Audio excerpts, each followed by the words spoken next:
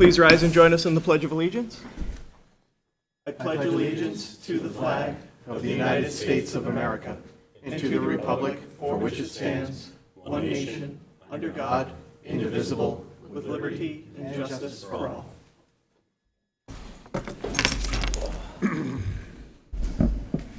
Good evening and welcome to the Attleboro School Committee meeting for Monday, April 22nd, 2024. This is your notice that this meeting is being electronically recorded.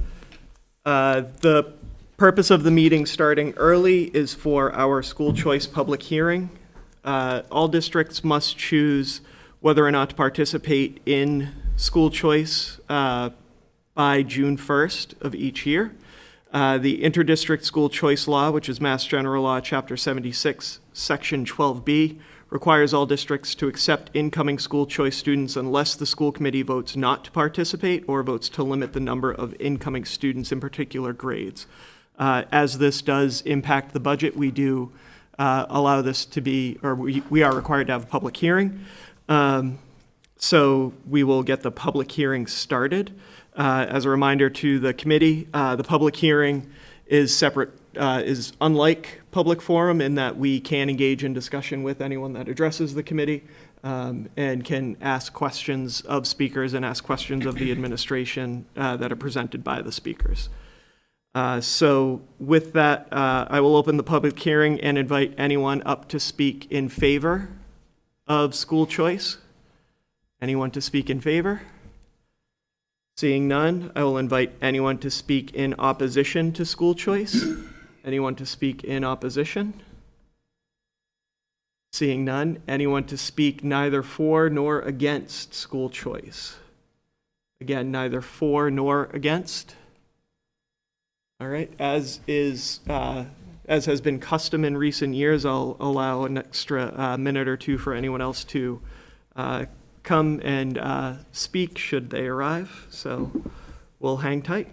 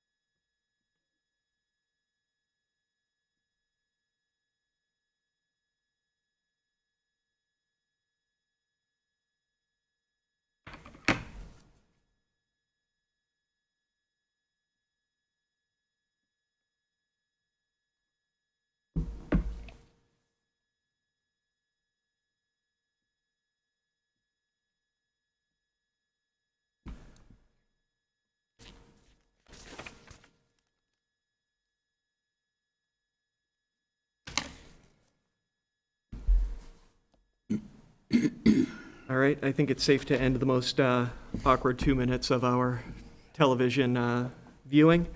So I will close the public hearing on school choice, and we will move right into our regular meeting agenda, and that will start with our Student Advisory Council. Good afternoon. I just wanted to update you guys on some current and latest school news, starting with the congratulations to the New England Drama Festival. The Attleboro High School Drama Club hosted the New England Drama Festival for 3 days last week. This annual event rotates through the 6 New England states, and upon learning that the 2024 festival would be in Massachusetts, we volunteered to showcase our new building and auditorium. The Massachusetts Educational Theater Guild and the New England Drama Council, along with schools across New England, were in awe of our school, as well as our organization and welcoming community.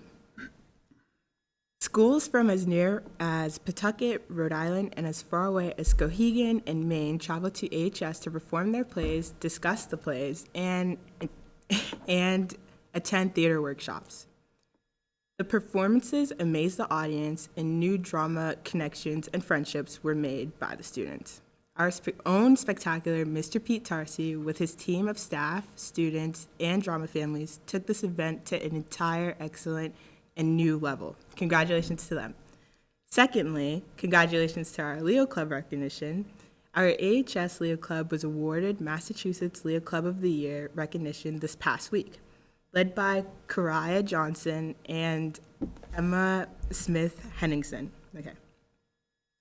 Our students impressed the council with their dedication, loyalty, and impact on their community. Congratulations to all of our AHS Leo Club members, and a big thank you to all of our Attleboro Lion Club support team. Lastly, we want to give a big congratulations to Coach Bree Bracken, who was awarded Hawkmoth Coach of the Year. Recognition to her dedication and leadership for our girls basketball team. Congratulations to Coach and everyone else who was listed. Some impressive updates. Any questions or comments from the committee? Mr. Domenici? Just a comment, my daughter was one of many volunteers here all weekend, so as the taxi service for my daughter, I was here for a good chunk of those weekends, and what a fantastic opportunity that was. What a great time had by all. Kids were beaming. It was just really exciting to showcase. It was really exciting. Like the cafeteria was like the primary setup besides the auditorium, and it was just, I don't know, I came into a light show at one point at night because I think at the end of Friday evening there was a little bit of a dance party for all the schools, and it was impressive. Thank you to DJ Nate, who always gives his time for the city, and of course, I know you already mentioned it, but a lot of credit to Mr. Tarsi, a lot of credit to staff, students, Attleboro Music Parents Association, and anybody else who was involved with that event, because it was phenomenal. And what a big win for us. And obviously, with the Leo announcement, that's fantastic news. And of course, congratulations to Coach Bracken. Yeah, those are some really heavy-hitting updates. Thank you for driving your daughter. That's part of the job. But yeah, a lot of kids were volunteering, and they already started up one-act auditions today. So there's going to be more coming out of the drama department in very short order. Any other questions or comments? Excellent. Thank you very much, and congrats again to everybody involved. Next on the agenda is our superintendent's report, which I expect to be lively as always. So I'll turn it over to Mr. Chairman.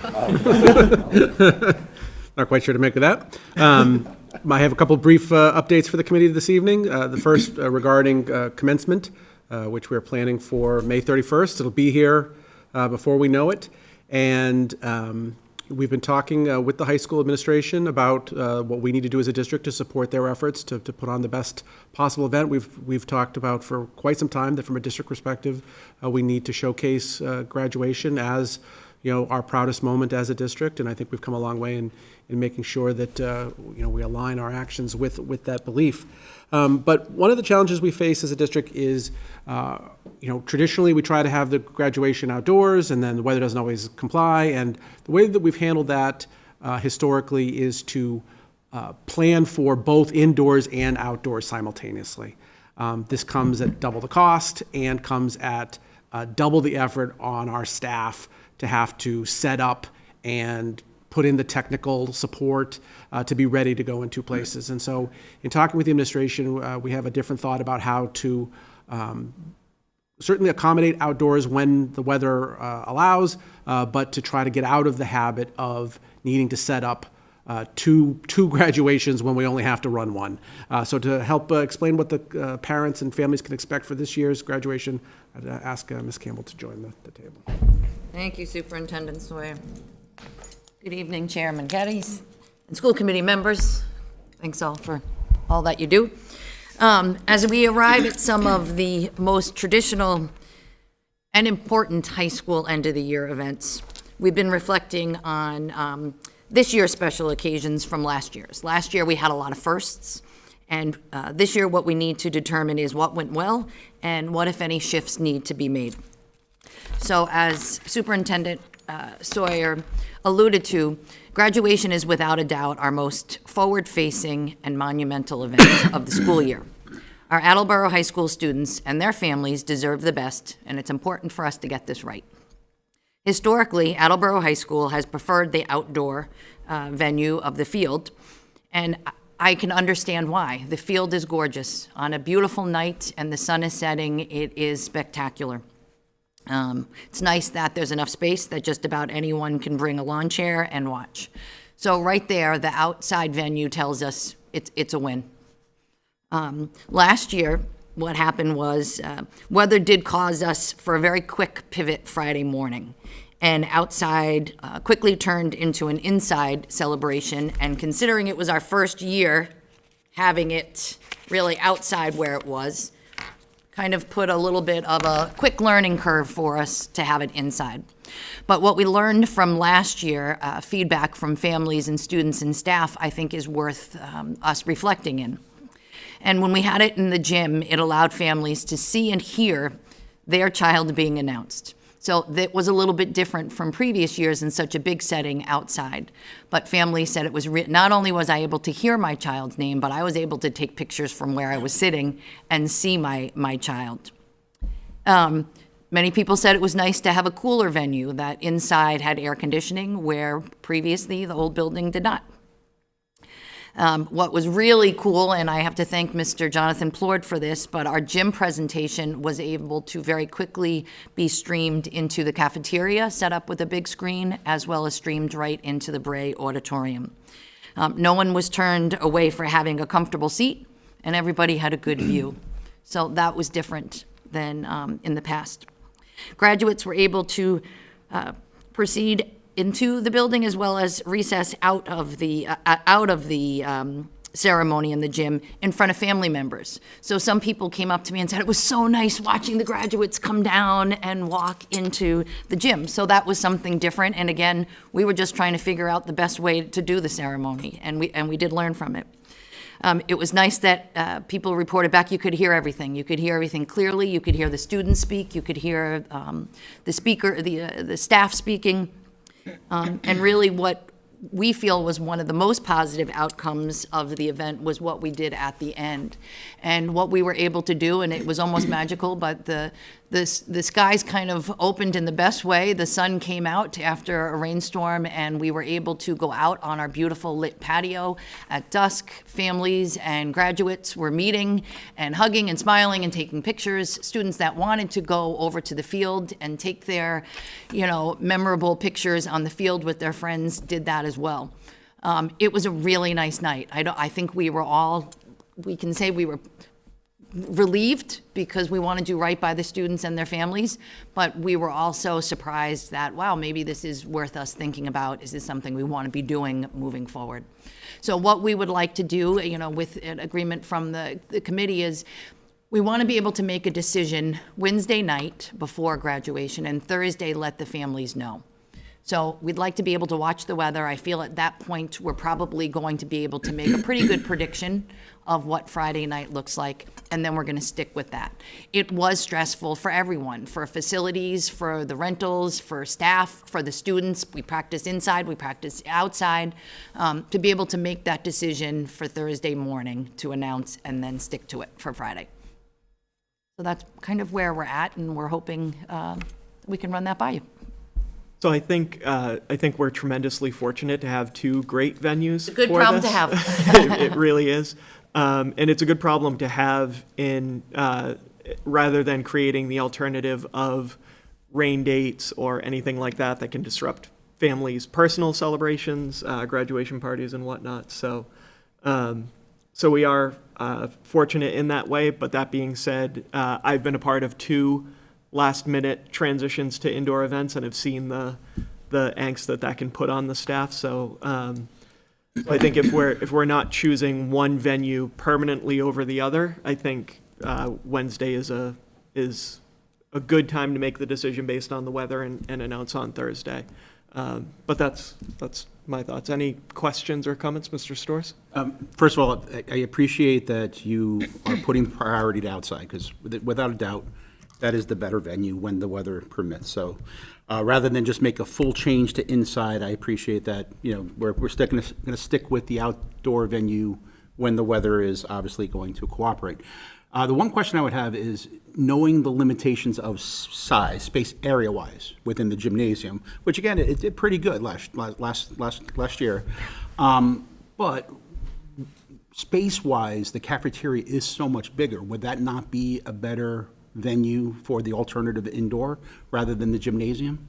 So we had actually reviewed that as an option as well, and the gym is bigger. So families can get more, we would be able to give you more seats in the Because of the gym bleachers? than in the cafeteria. Okay, so because of the bleacher space, there's Correct. actually more sitting space Correct.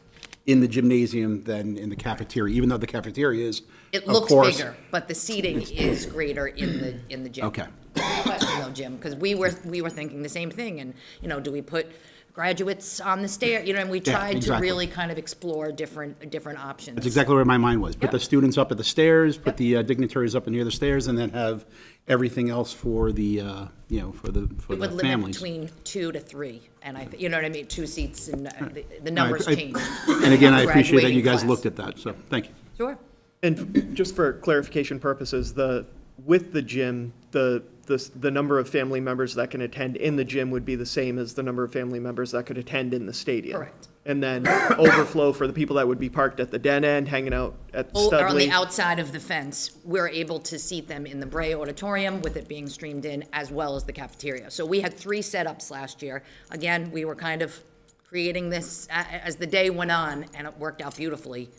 Having whoever wanted to sit in a comfortable seat in the Bray Auditorium, whoever wanted to be in the cafeteria, there was a little bit more of a lively vibe there. People were walking around as well as watching on the big screen, as well as the gym. It was a little bit more, I felt a little bit more intimate in those 3 spots versus them being spread out in the field. Mr. Domenici? Thank you, and I'll be brief in that I agree with all of your sentiments there. If Wednesday before is enough time to prepare one venue or the other, if you have that enough time, then I wouldn't have a problem with that at all. What this does is allow families to know that no matter what, May 31st is our day. And whatever day it falls on the calendar each year, that is the day. Because you always run into situations where with a rain date, somebody has made plans for the next day, even though you try to tell them. Travel And plans. we're not going to have that issue any longer. And that's, to me, that's the win-win part of this. So as long as you have enough time. It's a really special day. It's a really special day for the students. It's a really special day for families and siblings and grandparents. It's a special day. We know that, and we need to make sure that everyone sees it as that. Mr. Larson? Just a thought, listening to some of the different comments and knowing how people enjoyed being in different places watching last year. I don't know if this is even possible, so, take it for whatever that's worth. But I know there's people who have struggled to get into the stands, some of the elderly parents and grandparents or whoever.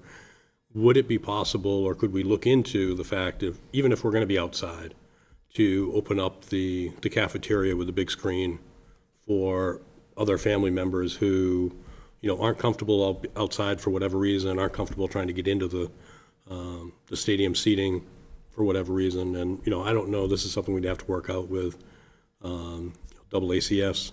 And so, just throwing it out there as a thought, and there could be a lot of reasons why it wouldn't work, but I think there's a lot of family that might enjoy being inside, out of the sun, out of whatever is going on. We can definitely explore it and review it. I just want to make sure what we don't do is then have 2 separate, you know what I mean? I worry about it being an outdoor and indoor with staffing and all of that. But absolutely, I think, Mr. Larson, that's something we can figure out if that would be a possibility. I know what we did last year with, we moved in quickly with the handicap, as they say, I need 2 handicap seats, whatever. We did the same thing, and anyone who had come in knowing that was with, upfront seating. We also, one of the things we reviewed was handicap parking, and we'll do that a little bit differently this year because we don't feel there was enough of that last year. So things like that we're trying to, but yeah, we can definitely look into that with technology and what the feasibility of. Just a thought. Yeah.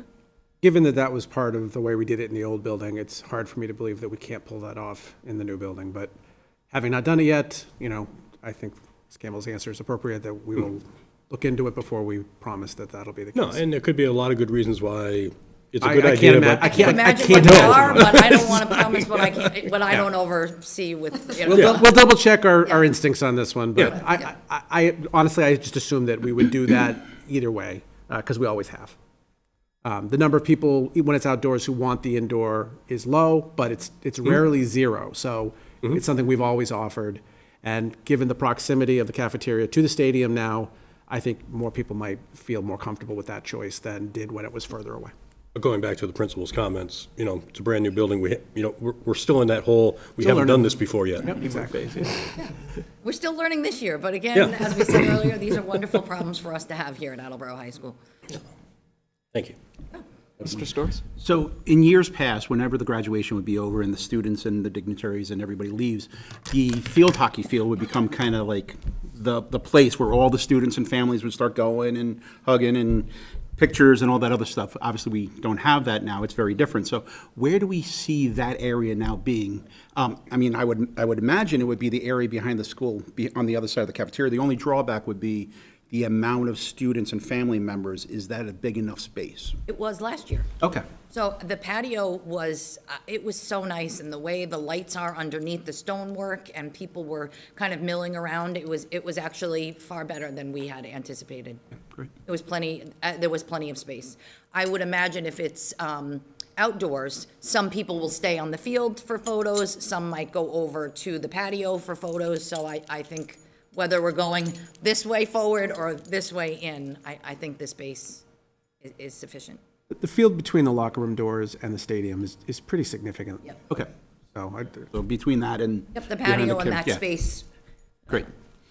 And I think the new building has a bit better of a backdrop for photos in that patio area than what the small gym provided. A lot of people went over to the bridge and Right. took photos there. That was really nice, too. Mr. Frappier? Yes, so just a question. When you said you got a lot of comments about the visibility that the gymnasium offered over the stadium, and I don't need an exact number, do we know how many stadium seats we have at the stadium compared to all the bleachers we have? Because if people enjoy getting the better pictures and the better advantage to the graduates, what are we losing by having it outside again? It's a great question. I think the tradition is there of having it outside, and I think that's probably what carries the most weight, is that, again, it's really very picturesque when everybody's there, but I think it's probably more with the tradition of it being outdoors. People used to have almost a negative feeling about when it was indoors in the old building. It was hot, it was crowded, it didn't go as smoothly as it did outside, so outside was the preferred location, from what I understand. I feel we could do both very successfully in the new building. But it was just interesting that the feedback we got from families who had had both indoor and outdoor were some of those things like, wow, we could see and hear what was going on, whereas outside you're a part of it, but you're so far away, you're not maybe experiencing it. Even though it's a good sound system, all of those things, it's still an outdoor versus indoor. Thank you. Yeah? Any other, Mr. Bennett? Thanks, Mr. Chair. I think I heard this correctly. It's the same capacity, the same number of ticketed Tickets. seats. Correct. And how many is that per family? It changes every year, and I should know that right now, Aaron, but I think you get 2. Carla, do you know? Is it 2? think so. It's either 2 or 3, but I believe right now, for this think it's class, 2. as our numbers go up, you get 2, and then however, then the cafeteria and the Bray is open. And it'll be the same, It would be whether the it's same indoors or indoor or outdoor. outdoors, right? Yeah. I think so last year we were able to do 3 because it was a smaller class. I'm dating myself, but it was like, as many as you wanted could go outdoors when I graduated, a couple of centuries ago. And indoors was really limited because the old gym was small. So But we'd be I able thought- to, but they didn't have the opportunity to go to the cafeteria and the Right. Bray like we do now, so it's Yeah, kind no, of I a think neat it's a good, concept. I think it's good either way. Yeah. Thank you. Mr. Domenici? Just a quick question. What does our graduation class size look like this year? I know I we've know got that a little too. bit more I want to time. say like 490, but I don't know right now. Big But number. you know I'm going to get it to you by the end of the night in an email. Well, that's what I'm saying. We've seen a little bit of an increase since this building is open, so that's That's a big Assistant number. Superintendent Sawyer is going to get it for us right. I mean, Assistant Superintendent Regan is going to get it for us right now. I just know it. Yeah, we don't have to. Our wait for numbers that. are, I know our house numbers of where, but Well, not by class. I mean, I think we were right around the 400 number last year, and we're looking at closer to It's 500. north of that. Yes, I want to say closer to 460. We'll find out in a minute. Yeah, it's sizable. Thank you. No. So the only last comment on this is that the obvious trap here is that in New England, it doesn't matter how far ahead you set a deadline to make a choice about the weather. The weather sometimes does what it pleases. And there is the potential here that whatever we pick, is not going to play out the way that we think it's going to, which means, given that the consequences are that if we get it wrong in one direction, we're all sitting out on a field raining on us, there's going to be a certain conservatism in making that choice, that if there's a chance of rain, we're going to bring it inside, and that results in the fact that there's a chance that it's going to actually be sunny while we're inside. And I understand that some people will be disappointed in our inability to predict the future. We'll weather that, but I think we should just be clear that there's a chance that there'll be a little bit of that, and hopefully it'll be a slam dunk and it's either going to pour or be sunny. But my experience is that's not really how afternoons in June go. So we'll do our best. We understand that people prefer it outside when the weather's nice, but if it's not going to be a sunny day, then we'll be leaning towards indoors. And to that point, I think both times that I've sat through an indoor ceremony, we had downpours for 2 hours prior to everyone needing to be lined up, and that's why we moved indoors. And then as soon as the ceremony started, it was beautiful weather outside. So, Mr. Storrs? So with that in mind, knowing when it's a snow day and we get it wrong, you always take the blame. Who gets the blame on this one when it's a sunny day outside? Well, last year it was me. Okay. Just who was the team? But it worked out. Yeah. And in the old building, I'm pretty sure it was Mr. Rooney. So I think it's Okay. consistent. That's the job.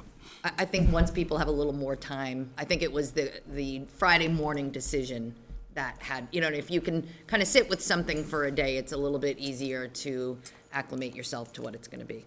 But it is 415 in this class. Okay.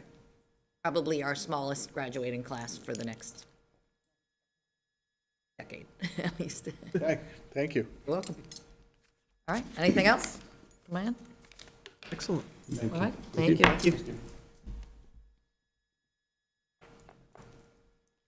All right, my other update for you this evening is FY25, which in a moment I'm going to call up Mr. Furtado to join us to give his update on that.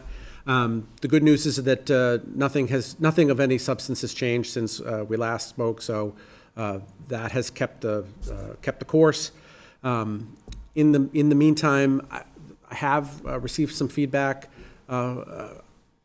related to the perception of what the message has been from the administration.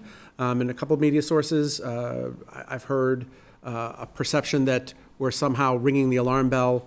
I'm pretty sure it was one of the meetings I said, I am not ringing the alarm bell. So I'm not quite sure how that gets lost in translation.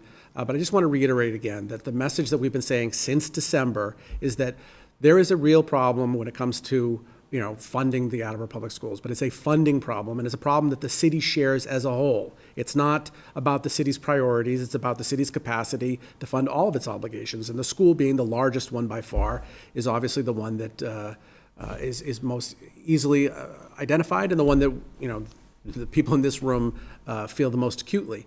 But that is a very different concern than a budgeting problem. And, I don't think that we have a budgeting problem, and we've worked very hard with the city, and the city's done an excellent job of helping to support us in putting together a level service budget. Obviously, there are lots of reasons why we think that the schools need more than that, but as we talked about, in any given budget year, the amount of money that's available is limited, and so given where the city is, we think that this is, a very fair budget, and one that we can manage and make work, and it's the administration's job to deliver the best possible educational system with the funds and the resources that are available. That's what we do, and that's what we're going to continue to do regardless of the ups and downs of the funding concern that I've raised. And so, we try really hard to not bring that conversation into this one, right? This is about setting the budget based on what's available, and we think we have a good plan to make that done, get that done. And I hope that, if I keep saying it, at some point, it'll sink in that there's a real distinction to be made here, and on the budget front, FY25 is not something that we're ringing in the alarm bell on. The other update I have for you is last Friday, as I told you in the update before the break, we were invited to a roundtable event by Senator Feeney. He brought to that event the chair of the Senate Ways and Means Committee, Senator Rodrick, who addressed representatives from all of the districts in, what's it called? Bristol, Norfolk? That's the name of the district. Basically, as we learned, the 95 corridor district. And so while I found elements of that presentation interesting, and I'll share a couple of those in a second, on the whole, I would say nothing came from it that changes anything for Attleboro or anyone really. I thought it was very interesting to hear how the state is in a pretty seriously dire situation with its finances, that it's had 9 months in a row that it did not meet its targets for revenue.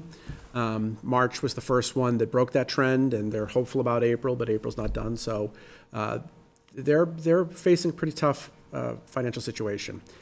And that the only reason that's not translating into a difficult budget circumstance for the state is during the pandemic, when the system became flush with federal dollars, their revenues were around 8-9%, which was unprecedented and unsustainable. They knew that, and rather than spend it, they tucked it away.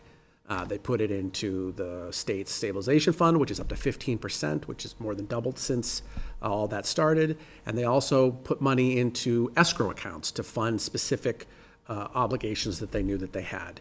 A good example of that is SOA. So they put money into an SOA escrow account. And so now that they're facing a situation in which they do not have the revenue forecasts to really put together a budget that meets the needs of the state, they are delivering a level service budget in FY25 by spending down all those escrow accounts. So SOA is fully funded in FY25, but the way the state's pulling that off, given their revenue situation, is that they are spending down the SOA escrow account. So FY25 isn't a budget crisis, but only because the state is spending one-time dollars that it's not going to have in FY26. And by the way, as we've talked about, this is very similar to what the Attleboro Public Schools are doing, right? We are getting to level services by spending money that we're tucking away from ESSER, and those dollars are going to help us to stay whole, but we know that when FY26 comes around, those dollars are gone. So our situation mirrors the state's in that there is real reason for concern about what the budget picture for FY26 is going to look like. I thought that was a very interesting and a very transparent conversation about the realities there that was again appreciated on my part. But that's a conversation for another day. In terms of FY25, they do have a plan. They did made some wise moves to put them in a position so that things are the way that they are. The only other thing that came out of it, as was discovered through questioning from representatives who are at this table, we learned that our hopes that perhaps something would be done about inflation was very quickly made clear that the state does not have the appetite to take that on. To address that is to actually have to change the law, that the inflation rate is set in the law, and so the only way to change it is to, again, I'm not a legislator, but open up the laws the way that they talked about it, and he made very clear that there is no appetite in this moment to do it. There was an acknowledgement that the inflation rate did have a negative impact for 2 fiscal years, and there was I thought a willingness to have a conversation about that in the future, about what to do about that. But it was made very clear to everyone in the room that any hopes that there was going to be some sort of remedy in this year was quickly put to rest. So those were my takeaways. Chairman, I don't know if you, as one of the people in the room, had anything else you wanted to? Yeah, I think that's a pretty good summary. From Attleboro, it was myself, Mr. Domenici, obviously Mr. Sawyer. Mayor DeSimone joined us, as well as Catherine Fierick from Economic Development. And it was similar groups represented from all the communities between here and Canton. Senator Roderick's multiple times said you can only spend $1 once, and that's his approach to the Senate's budget. He did compliment the House on the increase in per pupil expenditure, which was appreciated. But I agree, he made it very clear that there is something wrong with the Chapter 70 funding, but to address it this year is unlikely because of all that would go into pretty much similar to the discussions we've had about the city charter. It's not necessarily worth doing piecemeal changes to the charter. We just need to redo the whole thing. It's just a matter of taking that initiative, and they don't have the appetite to do that this year. I'm hopeful that they're looking to do it down the road. Representative Hawkins was there as well, and he did file an amendment when the House budget was released to remove the inflation index as of FY26. So again, who knows what could happen between now and then with the Chapter 70 law overall. But Mr. Domenici, I don't know if there's anything you'd want to add. No, it seemed pretty clear that that was DOA at the Senate level. I echo your sentiments pretty much about, and Mr. Sawyer's about how everything else summed up. And just as a recap, the House is set to vote on their budget, I think by the end of this week. And then the Senate will take up their budget as, I think he said May 2nd, which is next Thursday, I believe. So that process will move along as planned. Any questions or comments from the committee? I will say, going back to your original point about the messaging, I think it can be easy to confuse that we're having trouble, but we're making do. And I think there tends to be a focus on we're having trouble, so it must be catastrophic. And we're fortunate for this year that that's not the case. We'll see what next year brings. And this isn't the first year that we have said, again, not necessarily ringing alarm bells in the moment, but saying at some point this is going to be a problem. So I wish that message were clearer for this year. And I know we've heard from others in the media about what our status is, and I tried to make it clear that we weren't ringing alarm bells, but we'll see. We'll see if that eventually comes out more clearly. We'll keep at it. The only other thing I would add from that presentation was a comment that the governor's budget is a political statement, that only the House and the Senate have to deliver balanced budgets, and that the governor's budget does not need to be a balanced budget. And so the recommendation was to take the governor's budget with a grain of salt and to really focus on what the House and Senate produce, because those numbers are actually tied to a balanced budget. So I had never heard that before, and I, again, found that interesting. I hadn't either, but I think the House and Senate take opportunities to be as political with the budget at times as well. Not in some cases, they're advocating for their own districts in a lot of ways, and I think he mentioned that as well. But that being said, as I was looking at some of the budget amendments, shortly after they were filed, there's a Taylor Swift, for all you Swifties out there, look at Budget Amendment 1 from the House budget. It's a fantastic pun on Taylor Swift song titles somehow. So that's how political you can be, I guess. All right, at this time, I'll ask Mr. Furtado to join the table to provide some more detailed updates as we ask the committee to consider passing a request for the city. Good evening. So, you now know that the House budget was released. There were some provisions in that release that were confusing for some folks. I had a bunch of colleagues who thought they hit the jackpot, and they didn't.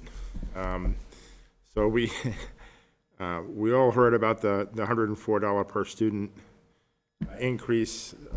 That didn't impact Attleboro because we are a foundation aid school as opposed to a minimal aid school. That only applied to the minimal aid schools, of which there is about 65 to 70% of the school districts in Massachusetts. So unfortunately, that impact was zero for us. A second component was that they made adjustments to economically disadvantaged percentages that they used, because they had made a mistake, and actually we had noticed that when it first came out.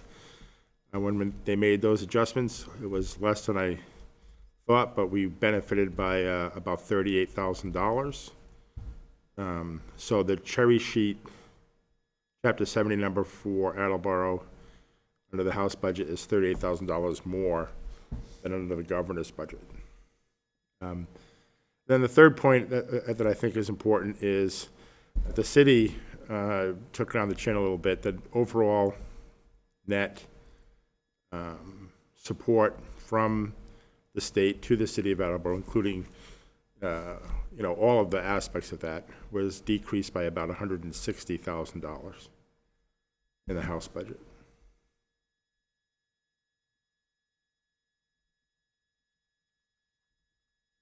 So the House budget hasn't been approved yet. Right. So for the purposes of our motion for the budget to send to the city tonight to bring to city council, for the mayor to bring to city council tomorrow night, we should stick with the number that was presented to us at our April 8th meeting. Yes. Okay.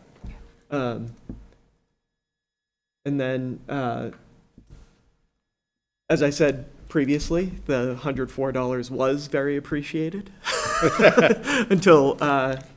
until we realized very late last week that was not actually benefiting us, because that would have given us an estimated $250,000 Actually, additional. if it had gone to 104, and impacted us that way, it would have been about $425,000.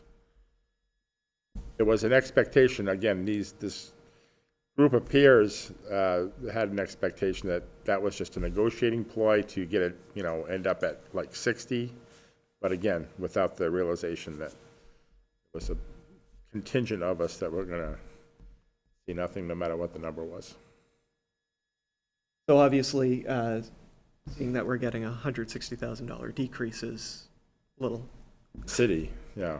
So that, that's the general aid, tuition reimbursement for charter, all that stuff. Any questions or comments for Mr. Furtado while he's here? Mr. Bennett? Thank you. Mr. Furtado, if you could help me with continue my remedial education and how Chapter 70 funding works. Could you tell me what the difference is between minimal and foundation aid for a city? Sure, yeah, yes. So foundation aid school districts are districts where the primary source of support comes from Chapter 70. So Chapter 70 grants are larger than the minimum contribution made by the municipality, and minimum aid districts are the opposite, where the municipal contribution is larger than the state support of the school district. Is that just based on the Chapter 70 numbers that each town comes up with, that they come up with for each city and town, or how does that work? So, yeah, it's yes. Short answer Well, is yes. If it's smaller, then sorry, you're a minimal Right, aid town. right, and that's driven by the demographics of the community. very, very complex math involved there, and, yeah, so, and Attleboro is, been close for at least a decade, maybe more. The superintendent reviewed that today and found that there were a couple of years, 11 and 12, I think it was, where we were supported more by the municipality than by Chapter 70, but that's sort of the only blip on the radar. It's something like 56% of the budget is Chapter 70 aid now, Yes. right? Yes. Okay, thank you. Any other questions or comments? I think it further proves the thoughts that we've, I mean, to Mr. Sawyer's point at the beginning, every department in the city is facing some type of a funding crunch. And so we're grateful to the city for its contributions to this year's budget. But the big issues a lot of the big issues do lie in that Chapter 70 funding formula as from our perspective.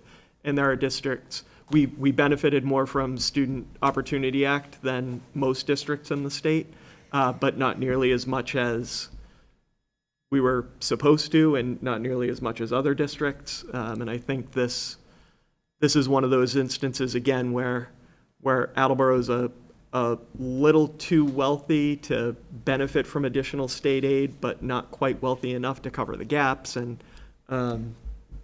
it seems like every time we get excited about a potential new funding source, we're reminded that we're not going to get it for whatever crazy reason. So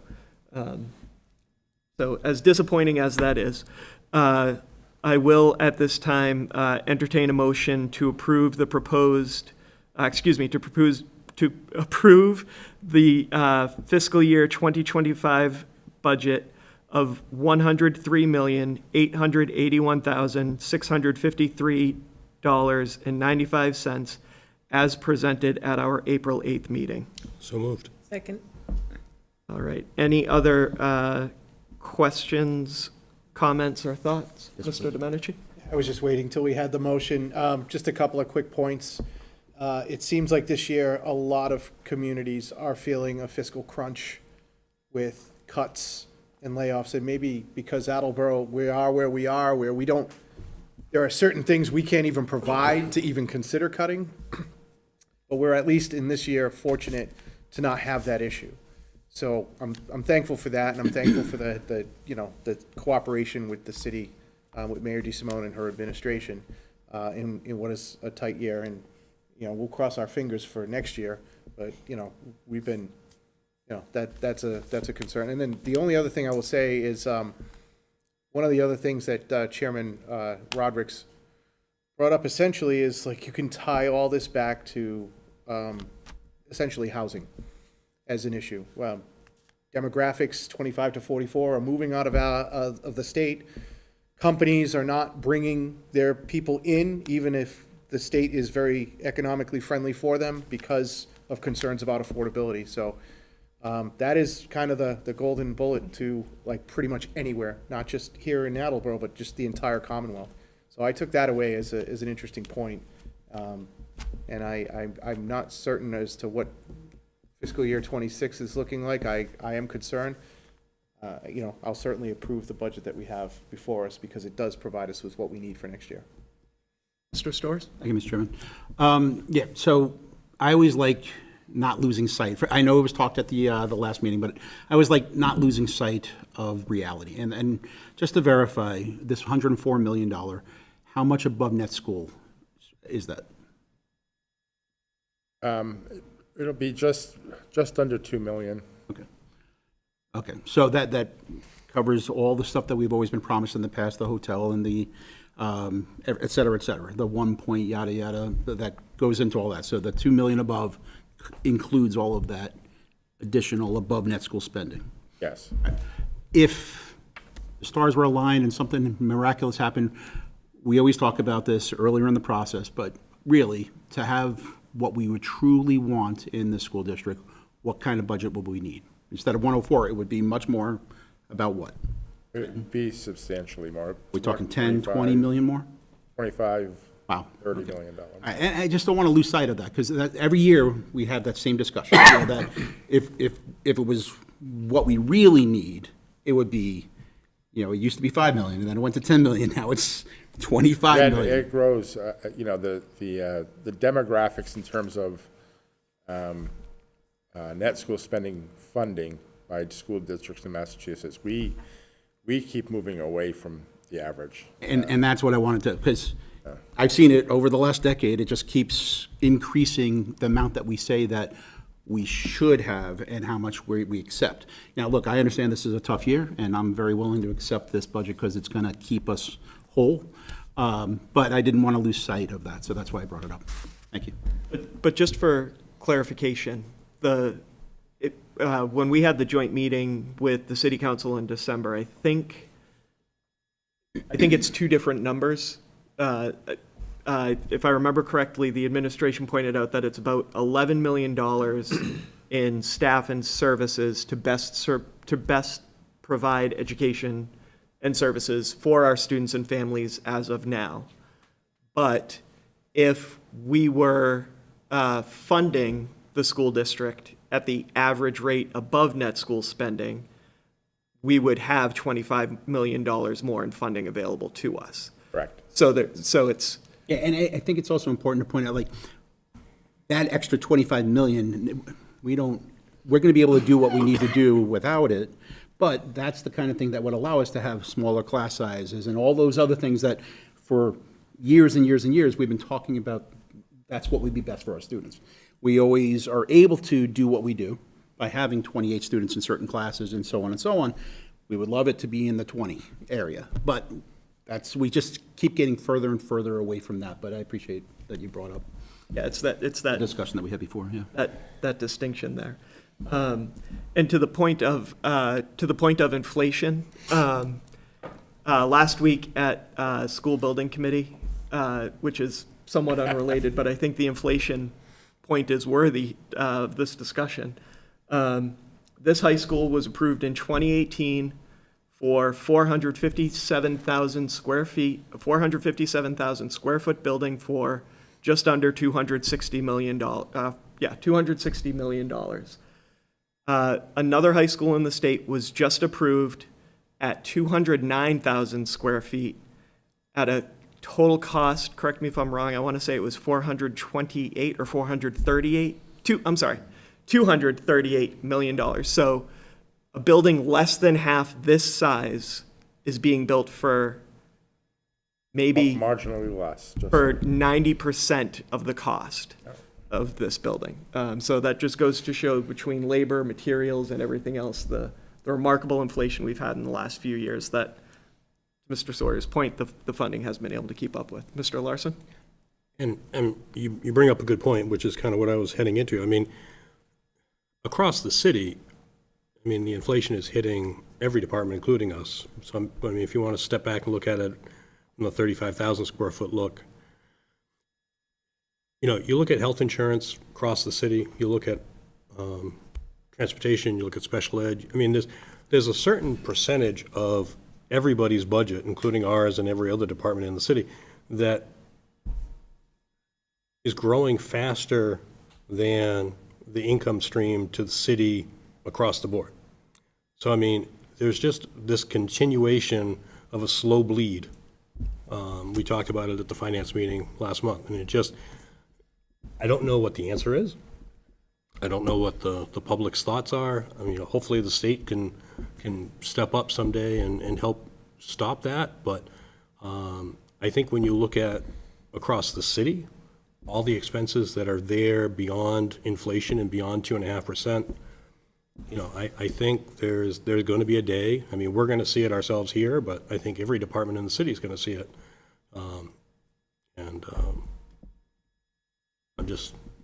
It'll be interesting to see how it all shakes out. And that Senator Roderick's talked a lot about housing affordability, like Mr. Domenici said, and, you know, for us to be able to afford things, we have to become less affordable. And it's that awful cycle of funding and taxes and all that fun stuff. One more question. Mr. Storrs? Thank you, Mr. Chair. So I know that one of the pieces that we always discuss is how much the city side can charge us for certain things, administrative things on the city hall side of things, stuff like that. Has that number changed significantly this year, or is it about the same? You know what I'm talking about. Yes, they used an estimate of about 3.5% for their increase in that regard. So it's going up 3.5%. And just for number-wise, about how much would that be?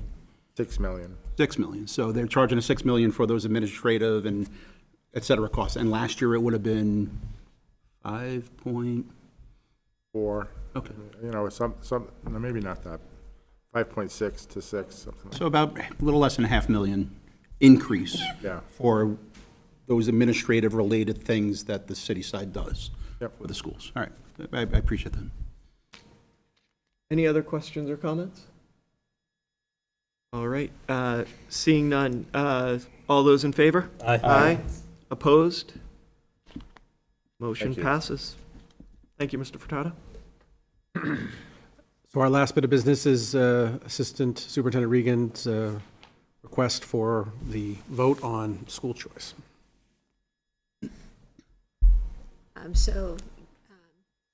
Given everything that we just talked about, class sizes and where we are with our enrollment in this district, it is our recommendation for the school committee to not participate in school choice for the 24-25 school year.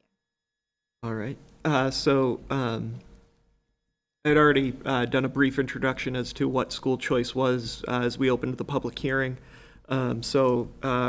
At this time, I will entertain a motion for the Attleboro School Committee and the Attleboro Public Schools to not participate in school choice for the 2024-2025 school year. So moved. Second. All right, thank you. Any questions or thoughts, Mr. Storrs? Thank you, Mr. Chair. Yes, I was looking at some social media, and I think there's this misunderstanding of what this decision, this is just a standard thing we do every single year. This standard decision is that we do every year. This is not charter schools. This isn't giving our Attleboro students options. Our Attleboro students, they come here or they are allowed to go to other schools, as it's always been. What this decision does is it doesn't allow students outside of Attleboro to come to Attleboro schools to be educated. And obviously, one of the things that we always look at when it comes to that is, do we want to put our priority for our Attleboro students, or do we want to put our priority, or, for students outside of our community? Meaning, once you accept those students, you have to treat them the same by law, which means if there's scholarships, they're all eligible. If there's captainships, it's all eligible. If there's AP classes, they're all eligible, and they all have to be looked at in the same way. So I always felt that the priority should be on our community students, because that's who we're elected by, that's who we represent, and that's why generally I've always opposed us opening up for school choice. But there was some misunderstanding on social media, so I wanted to make sure that people understood that all this would really do is allow students from outside of Attleboro to come to Attleboro schools. And sure, there might be a little bit of funding that we get, but I think we've learned in the past that it's not what we thought it would be. And it's, we would actually lose money overall bringing students in than come out ahead. So it's important to note that. Thank you, Mr. Storrs. Mr. Frappier? Do we have a recent understanding on how much less we get for an out-of-city student than we do for an in-city student? In terms of contribution from... Yeah, we say we lose money. I'm just curious if we have an updated number on how much we would lose if we were to allow it. $5,000. 5,000, last time I checked, which was 5,000 before less? this meeting, it was $5,000. We get per student. $5,000 per student. And currently, what do we get from the state per student? Yeah, 50. 15. 15,000. $10,000 less per student by allowing school choice. Just want to get updated numbers. Any other questions? Drop my pen.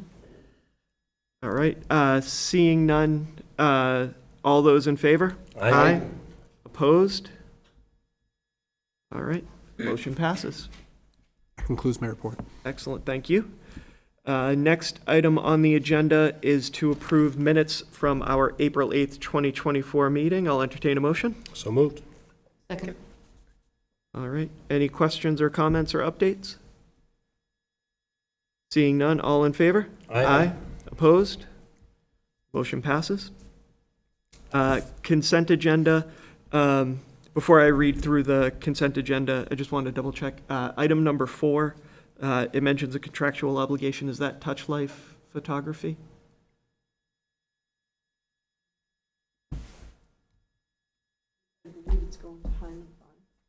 The Hyman Fund? Okay.